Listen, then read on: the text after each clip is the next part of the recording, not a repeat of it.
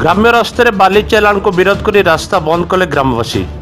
मयूरभंज जिले में दिनकू दिन बाली माफिया होउचंती सक्रिय, जहाँकि प्रशासन रॉक लगैबारे विफल होइछि।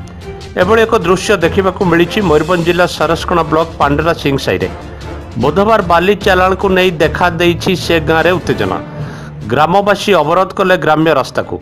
शताधिक महिला पुरुष ग्राम्य रास्तार ओभरलोड बाली गाड़ी चलाइबा पई विरोध कले। से रास्तार प्रत्येक दिन शह शह गाड़ी चलुथिबारु रास्ता खराब होउथिबार अभियोग करछन्ति ग्रामवासी। एपरिक घरु बाहरिबा मुश्किल होई पड़ुछि ग्रामवासी पई। रास्ता को लगी ग्रामवासी घर थिबारु सबु समय ग्रामवासी विपद सृष्टि करछि गाड़ी गुड़िक। सेथिपई शताधिक महिला पुरुष रास्ता बंद करथिले। खबर पाई घटनास्थल में झाड़पोखरिया थाना अधिकारी पहुंची लोकों को बुझासुझा करथिले। मयूरभंज असित षडंगी, सेवर न्यूज।